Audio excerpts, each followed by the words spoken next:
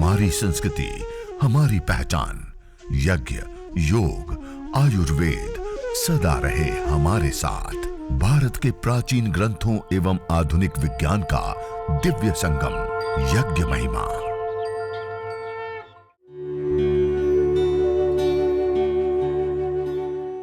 भारतीय संस्कृति में यज्ञ, योग एवं आयुर्वेद जैसी अमूल्य विद्याएं हैं, जिसका मूल है वेद।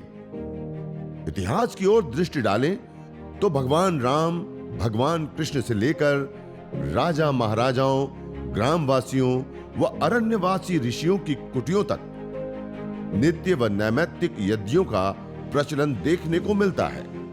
हम अपने घर के अंदर यज्ञ कर अपने घर को देवालय बनाए। होत्री सदनम हरितम हिरण्ययम कहा हमारे वेदों में। जिस स्थान पे, जिस जगह पे, जिस घर के अंदर हवन होता है वह हिरण्यमय हो जाता है, वहां देवालय सा दिव्य हो जाता है, वहां देवी शक्तियों का वास होता है, वहां किसी भी प्रकार की अशुभ शक्ति, बीमारियां, रोग, क्लेश, पीड़ाएं रह ही नहीं सकती।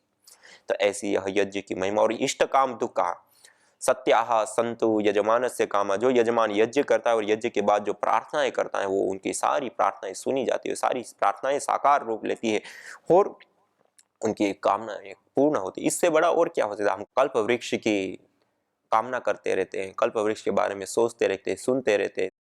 हमने कभी कोई देखा नहीं कल्प वृक्ष, ना सुना है हमारे शास्त्रों के प्रमाणों के माध्यम से।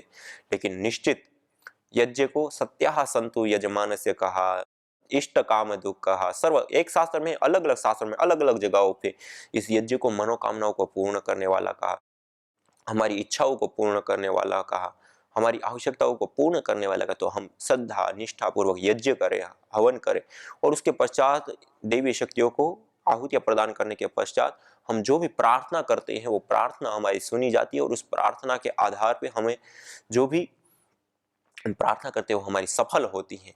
तो यह एक प्रकार के कल्प वृक्ष है, यह पुण्यों की कृषि है, पुण्यों की फैक्ट्री है। यह यज्ञ करने पर इतनी बड़ी मात्रा में, हम थोड़ी सी मात्रा में जो गाय का घी, जड़ी बूटियां आदि की हम आहुति हवि प्रदान करते हैं वो कई गुना ज्यादा बढ़ जाता है और कई गुना बढ़ करके उसके जो लाभ हैं वो कई गुना हो। जैसे गाय की घी की ही हम आहुति देते हैं तो 1864 गुना वो गैस फॉर्म में कन्वर्ट होता है और वह जब गैस फॉर्म में कन्वर्ट होकर के वायुमंडल में आता है तो वो वायुमंडल का शोधन करने का कार्य करता है, वायुमंडल को पवित्र करने का कार्य करता है।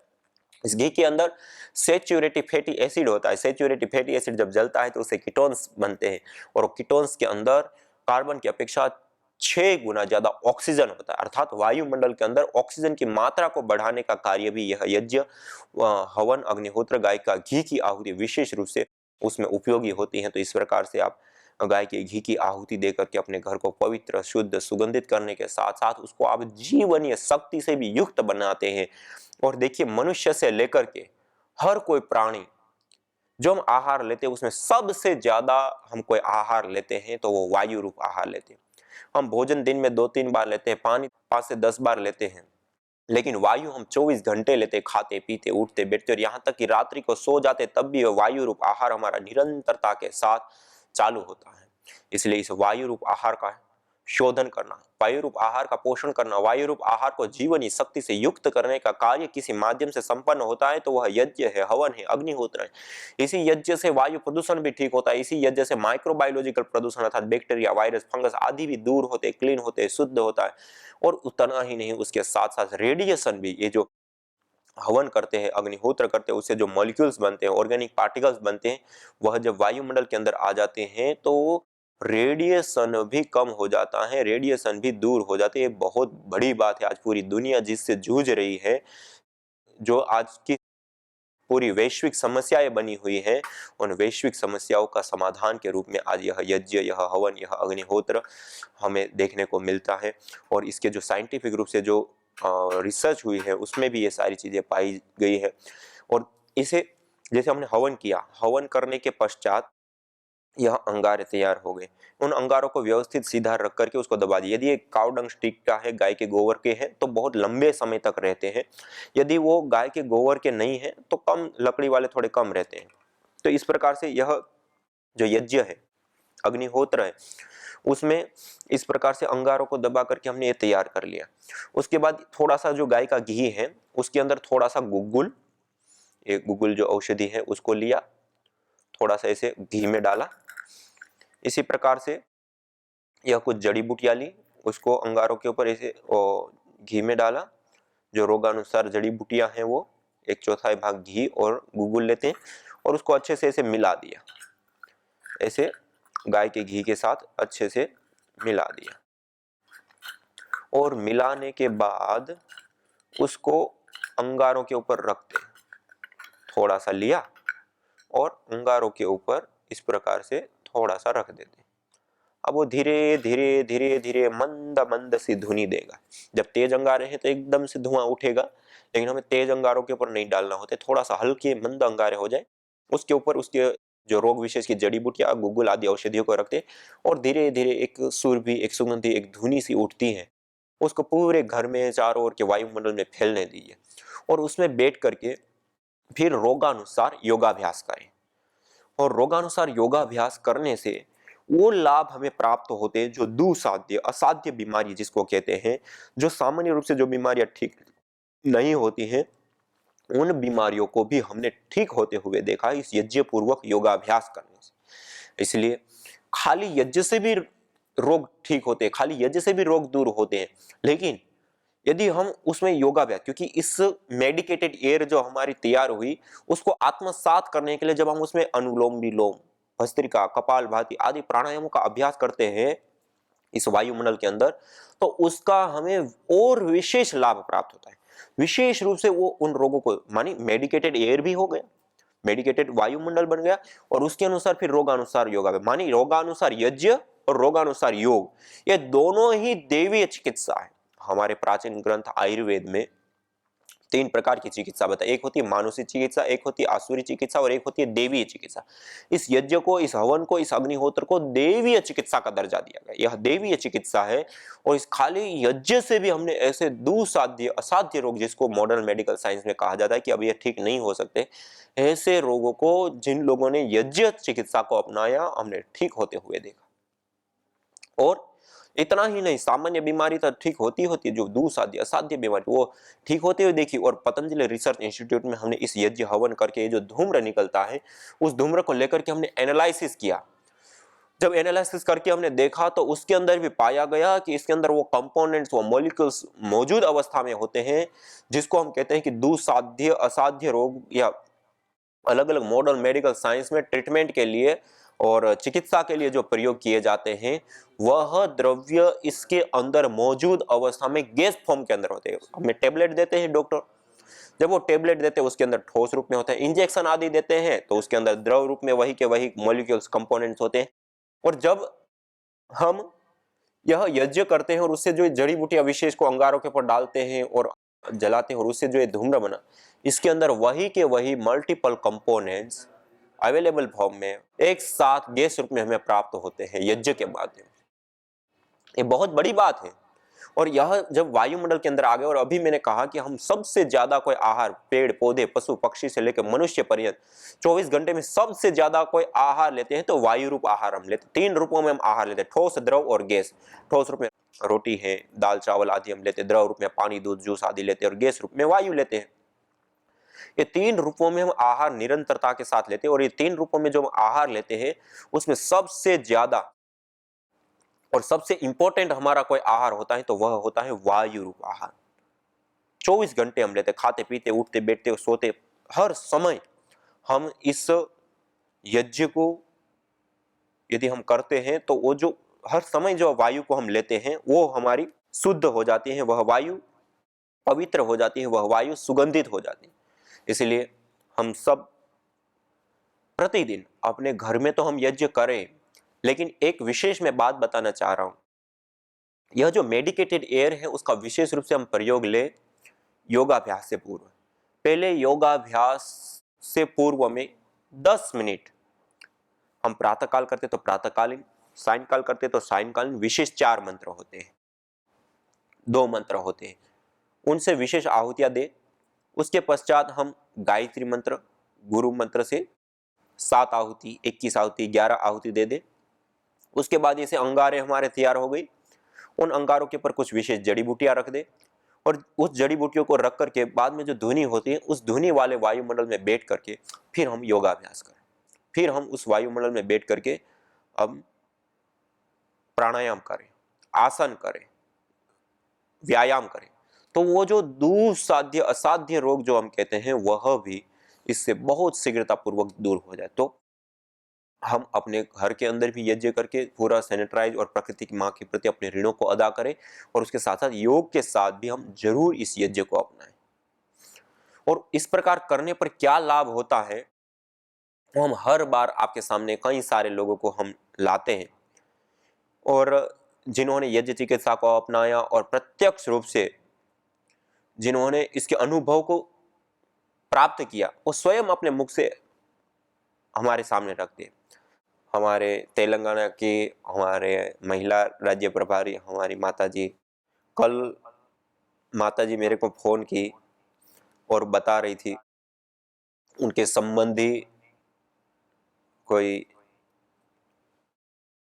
थे जिनको बहुत ही बड़े रूप में कुछ अलग बीमारियों से वो घिरे हुए थे, और घर में अशुभ शक्तियों का जो भी वातावरण इस प्रकार का बना हुआ था, और बहुत परेशान थे कईयों दिनों से। और माताजी ने उनको यज्ञ कुंड पकड़ाया और सामग्री आदि दिया और कहा कि आप हवन करना चालू करो, सब चीजें ठीक हो जाएगी, रोग भी ठीक होंगे, बीमारियां भी ठीक होगी, और उसके साथ साथ जो भी अशुभ है उसका भी निवारण होगा। उन्होंने करना प्रारंभ किया और चंद समय के अंदर उनको अद्भुत लाभ प्राप्त किया। तो ऐसे एक दो केस नहीं अपितु बहुत सारे ऐसे केस हैं, बहुत सारी ऐसी बीमारियों से ठीक। और आप जिस स्वामी यज्ञदेव यूट्यूब चैनल से जुड़ करके देख रहे हैं उसके ऊपर भी हमने कई सारे अलग अलग जो पैरालिसिस है, पार्किंसन है, मस्कुलर डिस्ट्रोफी है, कैंसर है, और भी इस प्रकार के जो अलग अलग रोग हैं, उन रोग के जो रोगी हैं वह जब यज्ञ चिकित्सा को अपनाए और स्वास्थ्य लाभ को प्राप्त किए, उनके अनुभव भी हमने उसके ऊपर दिया है। यज्ञ चिकित्सा परिणाम या यज्ञ चिकित्सा अनुभव करके एक प्लेलिस्ट बनाए हैं, उसके ऊपर दिया। आप देखेंगे तो आपको आश्चर्य होगा कि यज्ञ हवन अग्निहोत्र को करने पर ऐसे जो दुसाध्य असाध्य रोग होते वो भी ठीक होते। हाँ, इसको आयुर्वेद की देवीय चिकित्सा है। यह गैस रूप आहार के माध्यम से औषधियों को शरीर में पहुंचा करके चिकित्सा करने का एक सबसे बड़ा यह उपक्रम है। सरल भी है, सस्ता भी है, और उसके साथ साथ प्रभावी, और ऐसा प्रभावी जिसको आज मॉडर्न मेडिकल साइंस हम कहते हैं। उसमें जो रोग ठीक नहीं होते उन रोगों को भी ठीक करता है यह यज्ञ। इसलिए इस यज्ञ को, इस हवन को, इस अग्निहोत्र को हम सब मिल करके जरूर किया करें। आज वायु प्रदूषण, ग्लोबल वार्मिंग, ओजोन परत का क्षरण, रेडिएशन से लेकर के ना जाने कितनी कितनी वैश्विक समस्याएं बन चुकी है, और उसके समाधान के रूप में आज हमारे सामने यह यज्ञ हवन अग्निहोत्र देखने को मिल रहा है। तो इसको हम अपने जीवन में अवश्य स्थान दें और यज्ञ को, हवन को, अग्निहोत्र को हम करें।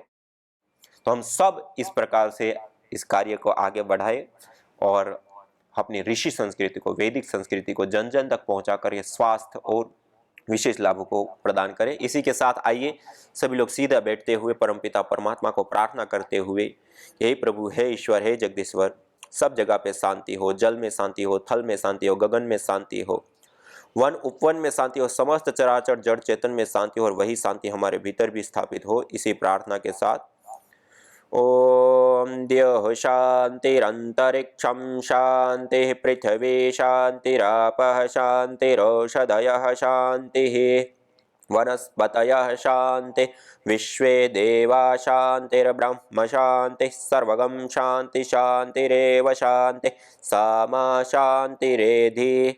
ओम शांति शांति शांति। ओम सभी को सादर नमस्ते, प्रणाम। हो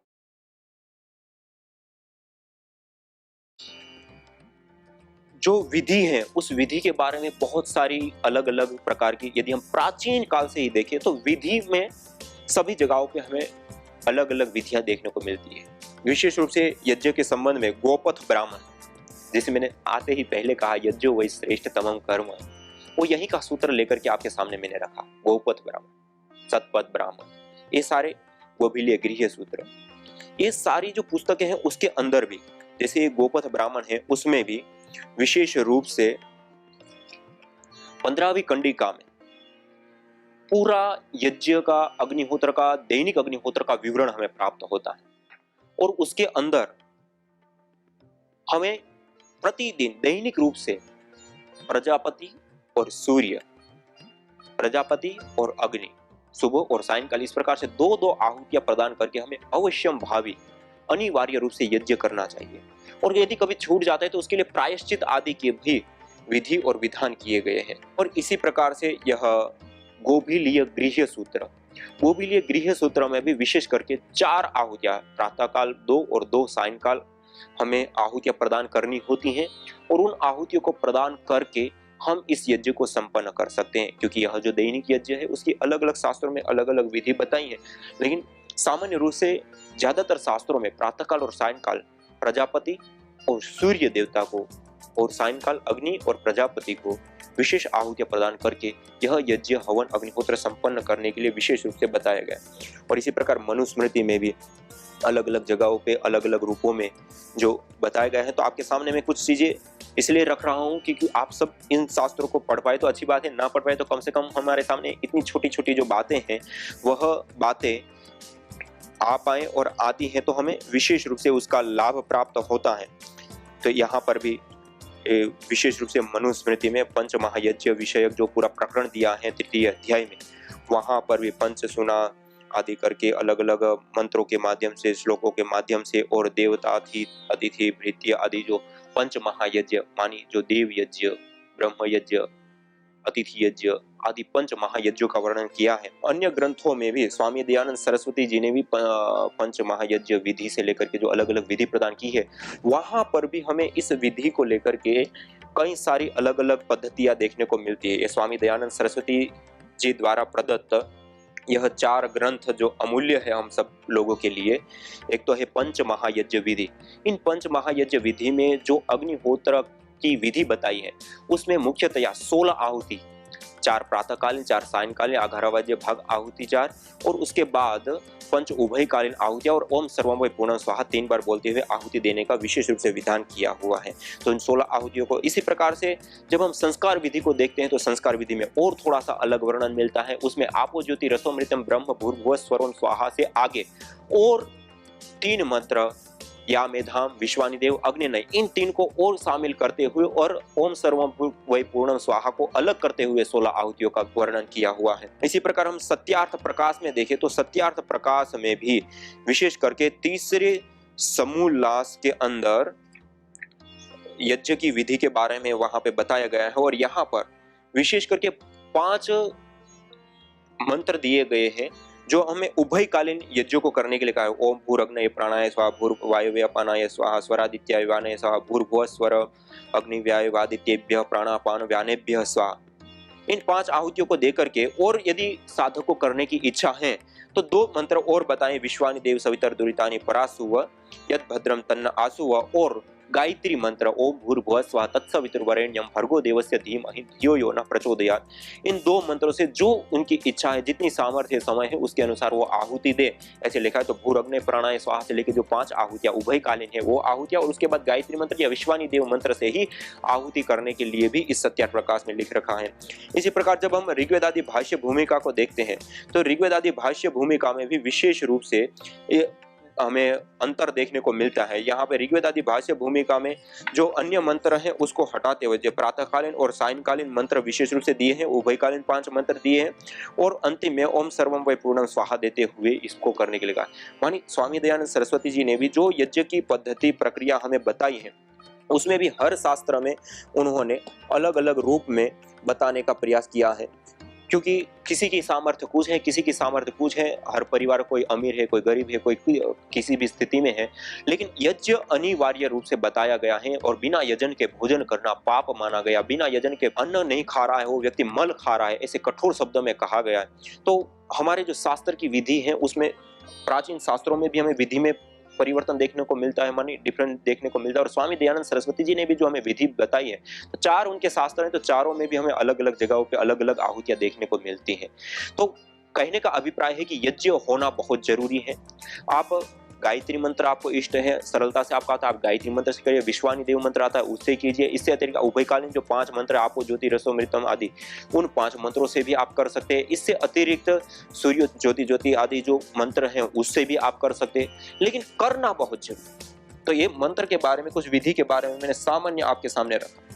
और ये 5 प्रकार के, ये जो हम यज्ञ की बात कर रहे हैं, वो एक मुख्यतया 21 प्रकार के यज्ञ होते हैं जो हमारे शास्त्रों में बताए गए।